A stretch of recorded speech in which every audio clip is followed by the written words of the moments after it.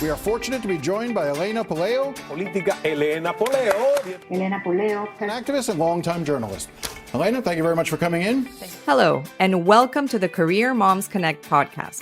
I am Helena Poleo, a communication specialist with over 20 years of experience, and I am so glad you're joining us for this podcast, where I will interview amazing women who love their jobs and their families.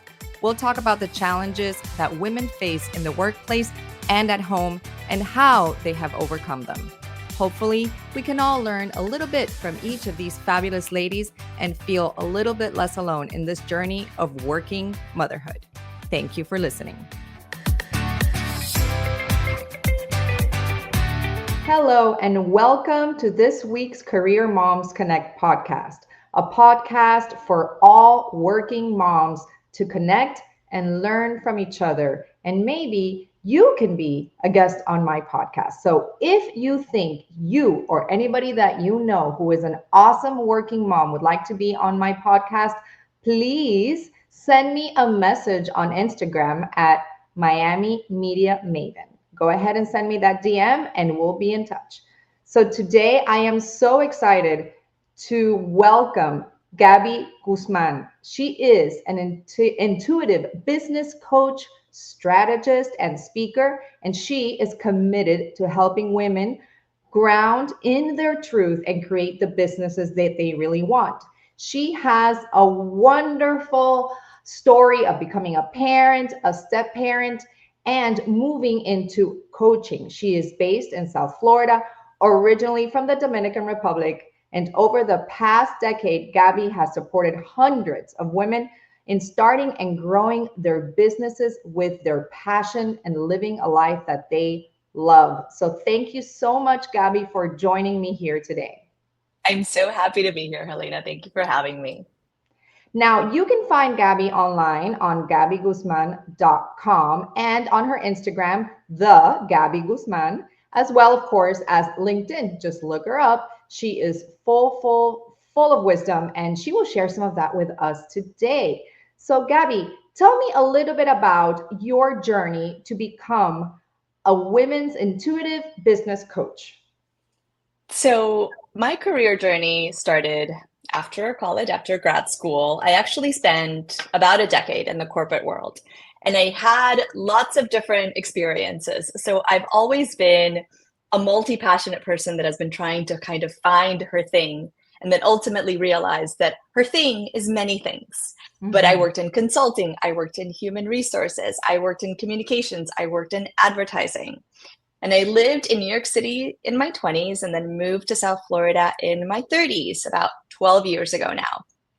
And about a decade ago, I was happily working at an advertising agency down here in Miami. I was a social media director at the time. I was loving my agency, loving my work. And you know how sometimes at work, things can be really great and then something shifts and then it's not so great anymore. Absolutely. So that happened. That happened. And in that moment, as I tried to look for work, every other advertising agency was telling me that I was overqualified and they didn't have any positions for me and that I would be bored. And I noticed in that moment that most of the other communications professionals that I knew in Miami had their own business. And I said, you know what? I'm going to try this. And so I started off as as a social media agency because that's what I knew how to do and that's what I knew how to be. And then over time, I started going, this is back in 2014, and it was really hot. These like women entrepreneur circles, women entrepreneur movement was really starting to blossom in that point.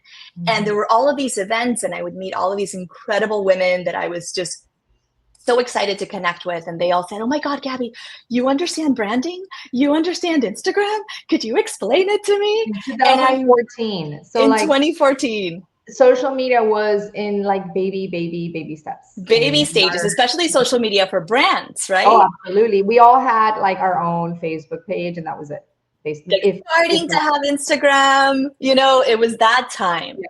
And I remember that I started loving these conversations with these women. I was having so much more fun having coffee and explaining things to them with them than I was running social media for the medium-sized companies that I had as my agency. And so I slowly started transitioning into coaching. I remember I had a coach at the time, and I was telling her all about this, and she said, and I said, I don't want to be another coach. Everybody's a coach.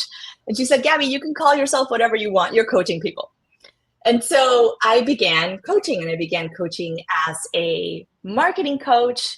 Then as my experience grew, it broadened into business coaching.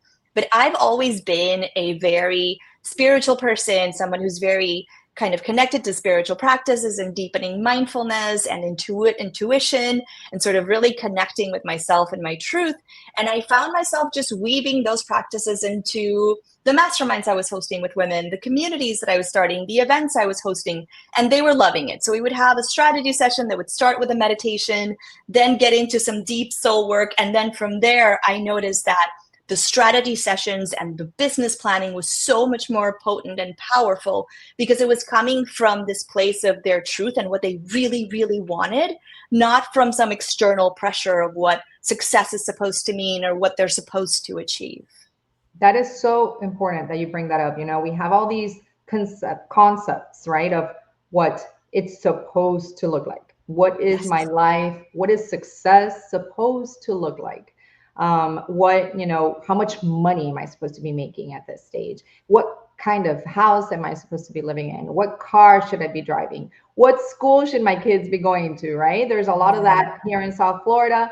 And all of those things are outside kind of like coming in, right? Yeah. Like outside forces. So how do you help these?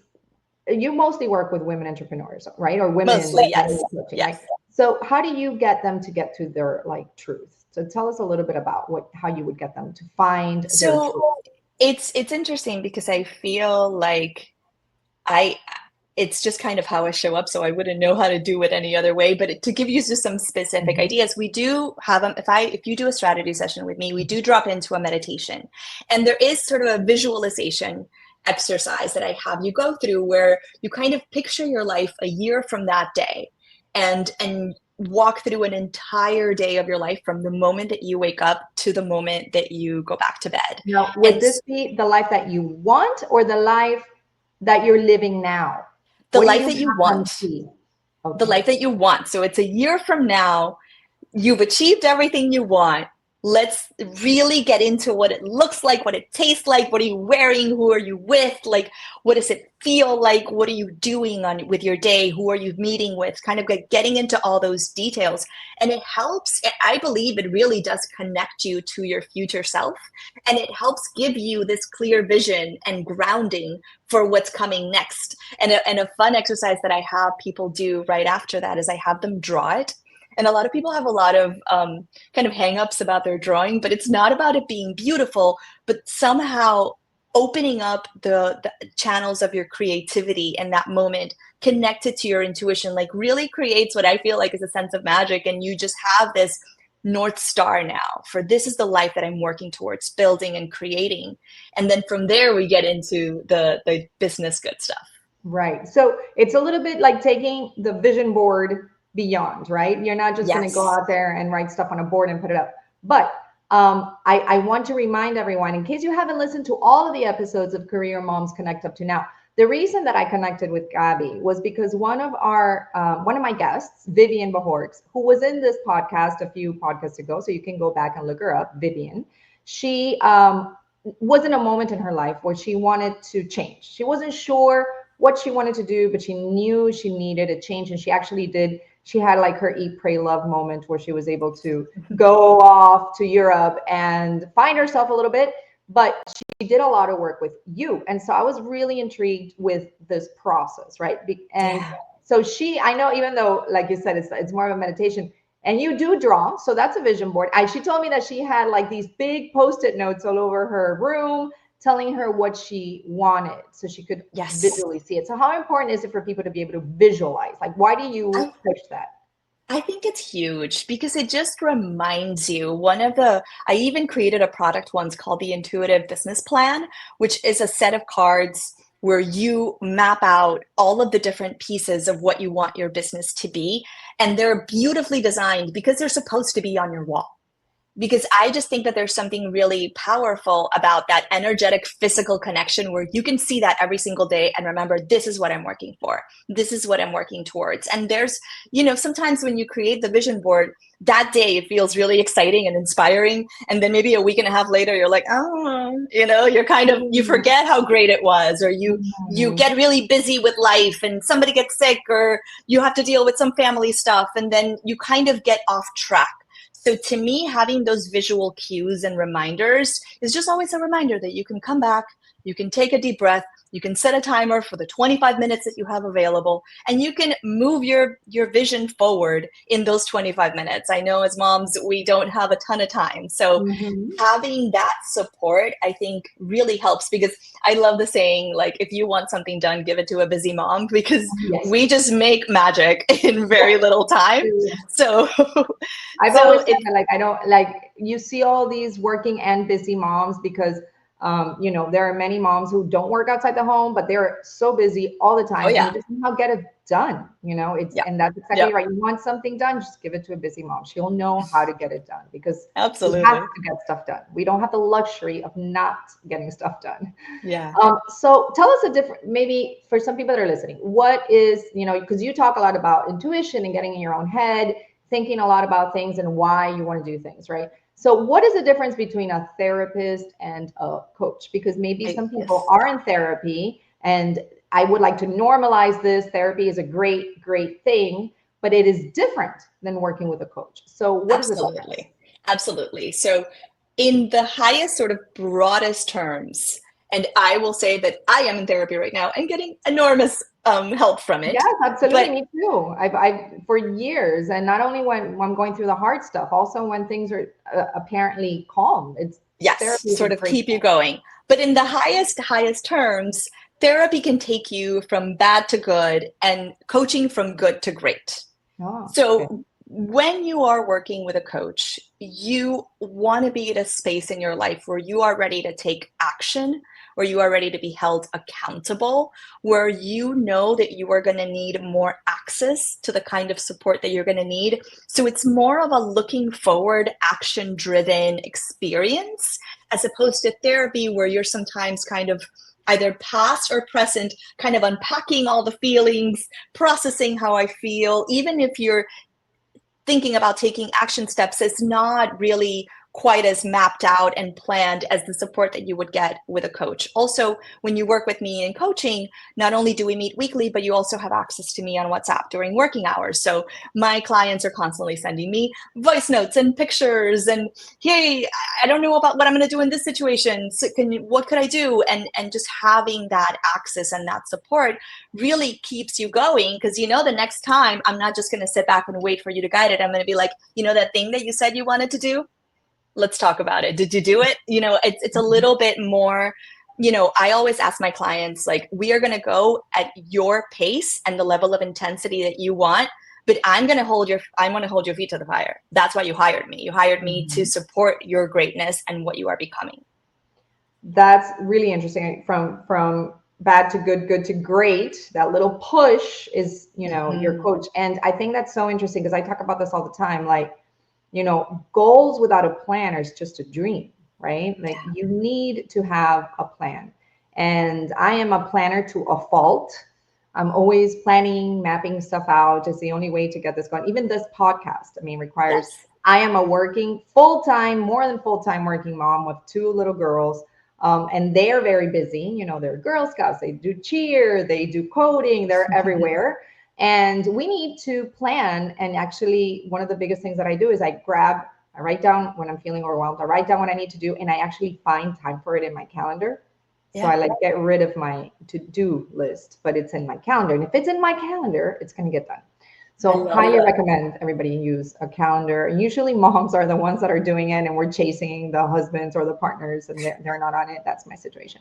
But basically, if you don't have a plan, you don't have the steps, then it's just a dream. And and the steps help you know, like, also chill out a little bit, right? Because, like, all I need to do is get to the next step.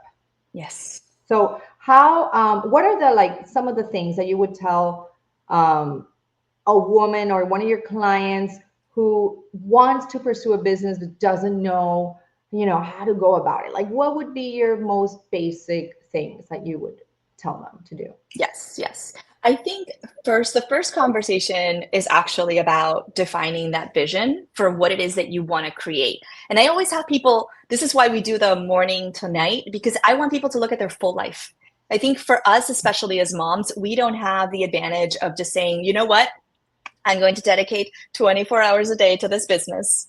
Everything else be damned, right? We can't do that, right? No. And so in defining, there are lots of very, very successful entrepreneur moms. So it is possible for us to do this. We just have to do it differently because we have other priorities and other things going on in our lives. So I would say have the full vision of what you want and include your children in that. Include the things that are really happening and that are really important to you. Include other passions and other things. And yes, you may for a time, as you're kicking off this business, kind of turn up the volume and the level of intensity that you give the business for a period of time as you're getting it going, but understanding that it's never going to come at the cost of your children, of your relationship, of the things that are also most important to you, right? So have that full vision of what it is that you want. And then exactly what you said, the next step is coming up with a plan. And I love mapping out 6 months to a year and really thinking about it on a quarterly basis. I learned this when I was working as a strategist. We always had quarterly planning for our clients, but that would mean that another way of seeing it is seasonal. So, okay, we are in the middle of spring right now, even though Miami is an eternal summer, we're in the middle of spring. Like we are in the deadbeat of summer, which is horrible because that means that summer is going to be very, very, very rough for everybody listening. We are recording this in May of 2025 and we are burning up already. It's going to be in the 90s this weekend. So, and it's not even, so anyway. It's happening. Or quarterly. Seasonally or quarterly, set some goals. Have some milestones that you know what, it's May right now, and I know that by November, I would like to have this amount of money. I would like to have these amount of followers for the podcast. I would like to get 3 new full-time clients. So get specific. Okay. Yes. Get specific in the milestones that you want to create. Doing that. Being that specific, Yeah.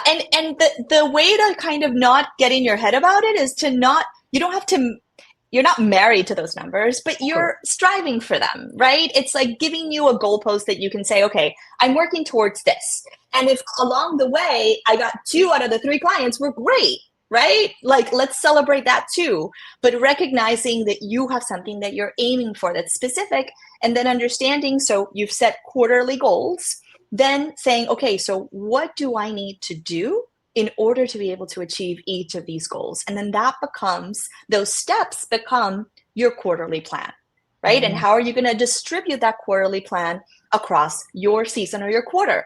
For a lot of us moms, our oldest this year is graduating high school. So we have about 1,000 events going on. So this year? Yes. So we're, like I said before, we're in May, and I always feel like, it's funny and it's cute and everything that people say, oh, it's May-Cember. And I'm like, it is so true, even more for parents who have their kids graduating. I have so many of my friends. I started having babies late in life, and so a lot of my friends have their kids graduating this year, and what's a huge change. Yeah, it's massive. It's massive. It's not just kind of the emotional toll that it takes on you and your whole family, but you have all of these events. And we had, Mother's Day with my side of the family, then Mother's Day with my husband's side of the family. Then it's like, there's like 1,000 different things. And I know off the bat, May is not going to be my most productive month. Oh, and I have a kid's birthday in the middle of that, by the way. Exactly, on top of it, right? Yes, my youngest was born on Mother's Day. So... yeah, so every year her birthday is very close to Mother's Day. Right around there. That's so sweet. Yeah. What a gift. Yes. Very painful, but very nice. So be aware of your other priorities and the things that you're going to have going on in your life as you're mapping this out. But remember that to give yourself, it's like you want to push yourself just enough, but not so much that you're driving yourself mad trying to achieve this. But you do want it to be a little bit uncomfortable. You do want it to be a little bit of a push. You do want it to be in a situation where you are, because the third thing that I would say to women is absolutely find support and community. I would not have had a business for this long if I had not found other girlfriends that were around the same kind of stage of business ownership as me, and we would like meet together regularly and say, what is this newsletter thing, how do you send one, and what are you doing here, and could you like my post, and could you do this, and like just having that support. For years I actually launched a membership community of women entrepreneurs because I realized that this is what people needed the most, because oftentimes we leave sort of the workplace, right, and we leave our 9-to-5s, and we're in a situation where we are all of a sudden by ourselves with a laptop at home and so lonely, right? Like we feel so disconnected from being with other people. And so it's so important that you kind of get out of your comfort zone and dare to be vulnerable and ask somebody, hey, do you want to co-work today? Hey, can we go to this coffee shop and just like sit next to each other and get our work done? But finding community and support is also essential. That is such a good point. That is such a good point. I've always said one of the most important things for me is surrounding myself with strong, powerful women who have either been where I've been and they can teach me, which those are my faves, right? If I can learn from another woman after she has been through the same stuff that I'm going through, those are my favorites. And then also, people that you can go through together with these, these things that you're going through as an entrepreneur. If you can go through them together, that is also great. And so this is also one of the reasons why I was very excited to meet with you. And I want to point out, talking about responsibilities, it took us so long to be able to schedule a call and be able to schedule this. And that happens to me with every single guest because, of course, all my guests are working moms. So but we made it happen. And so talk to me. We were talking about family responsibilities.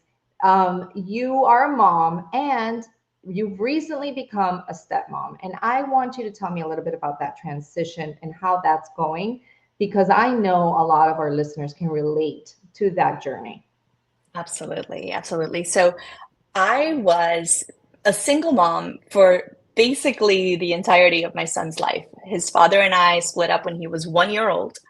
I was living in New York City and my parents were down here in Miami, and they said, "Are you crazy? Get your butt down here. We will help you." Well, that's good. My gosh, what a blessing. It was the greatest decision of my life because for the next 8 years, I essentially co-parented with my parents. They lived 5 minutes away. And it was the greatest, most beautiful gift in the world. And for 8 years, it was basically my son and I at home. It was the two of us. We had like a sweet little family. I was a single mom, and it worked great. Then in the middle of the pandemic, I go on a date with my husband, the man who will become my husband. And he and his boys live 45 minutes north of Miami. So soon after, my son and I ended up moving here with them. And so I think on some intuitive level, at the time I had a business, which was the membership community for women entrepreneurs. And I had it with a business partner. And on some level, I must have known that this new life was going to demand so much of me and that I wouldn't be able to show up for that business in the way that I used to. And so I decided to sell it to my business partner right before making the move. And it was really, I'll be really honest, it was hard on my ego to let go of that business and to let go of so much of my identity that came from the sense of purpose of my work and having like, hundreds of women and like, all these events and just like all this life around me all the time. But I have come to peace with this recognition that this season of my life, this is what I'm living right now is what I always wanted. Like I always wanted the big family and the loving husband and the marriage and like to be a mom of more children. And I remember I turned 40 in 2020. I'm like, when am I going to have all these kids? Right? Yeah. It turned out the universe had them in store for me in a different way. But this is 100% my priority now. And so it has become important for me to sort of recontextualize my life. Whereas before I was able to give myself so fully to my work. Now my work takes up less of my time.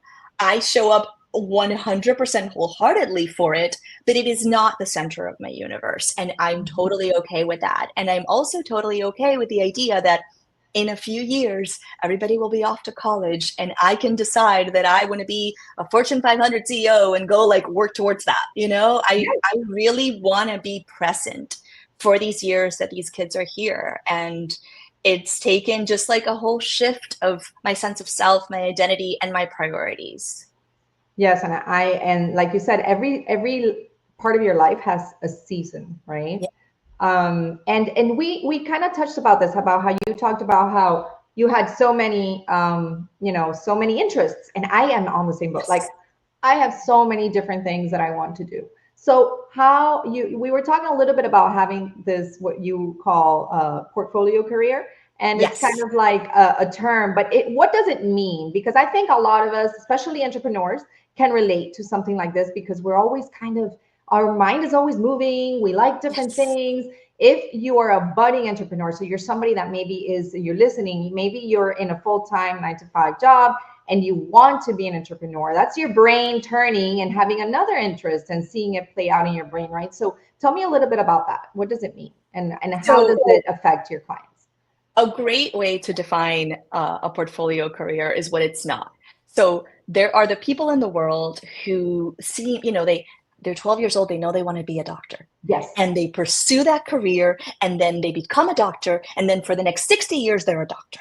Yes. And then there's people like us. And super happy. And they're super happy with it. Yeah. Super happy with their decision. They never look a different direction. People like me are people who are multi-passionate. I have lots of different things that I'm interested in and lots of different projects that I like to get involved in and lots of different passions. And what I've learned is that when you are making a living off of several of those different branches, so to give you an example, I am a business coach. I'm also a consultant, so I work with companies with select projects. I'm also a feng shui practitioner, so I will come into your house and stage and set intentions and declutter and move furniture around, right? Like, all of those things take up things that I currently do, things that I currently offer my clients. And there was a time where I was feeling kind of like, oh my God, am I all over the place? And there's just this really beautiful part of entrepreneurship that I just get to own, that I get to do whatever the heck I want. Like, it's my business. I love all these things. I'm making them a priority, and I'm finding ways to make them a part of my life. And I would be bored doing only one thing, right? And I will say a caveat, because you did mention it, that if you are a budding entrepreneur, I do definitely recommend picking one lane, growing that lane, and then later on adding another lane. Because wherever you flow energy into, that's what grows. And so especially as you're building the thing, that the more that you focus on just that one thing, the greater chance that has to grow. Once you've been doing this for a while, like I have over a decade, you have the space to like add, I think I started practicing feng shui in 2017. So I started, a few years later, let me add this other thing. Let me add this other thing, right? And if it works for you and you can make space for it, you can proudly own your portfolio career. That's amazing. And I know people in both lanes. I know people that they always knew, for example, they wanted to be lawyers, and they always knew they wanted to be, development or planning and zoning lawyers, or entertainment lawyers, right? And they are, because they're so focused, they know what they want. They're kick butt, they kick butt in their careers, and it's great. And then I started my career as a journalist, as a print journalist in the Miami Herald, well, in Venezuela, and then the Miami Herald. And then life took me in a different direction. I was spokesperson for government. And then I opened my own firm. I became an entrepreneur. Now I'm doing this. So it's like, you're kind of like, you never know where you're going to end up. If somebody had told me 20 years ago that I wouldn't be a journalist every day covering stories, I would have told them that they were crazy. But here we are, right? You never know what's in store for you. Well, Gaby, thank you so much for joining me today. Again, I want to ask people, and you should definitely follow her on social media, the Gaby Guzman. Find her on LinkedIn and find her website, gabyguzman.com. She is based in Florida, in South Florida, but do you work with clients all over the place? Do you do like Zoom? All over the place. Yes, perfect. So gabyguzman.com if you would like to maybe book a session with her. And please share this podcast with a friend who is kind of lost. They want to do a business, but they're not sure how to get started. send them this episode and let them know that you're thinking about them, that you support them in their endeavors, and maybe they can find some clarity about how to move to the first, second, and third step. Thank you so much, Gaby, for joining us, and I hope to have you back some other time. My pleasure. Thank you so much for having me. Thank you, everyone, and have a beautiful, beautiful day.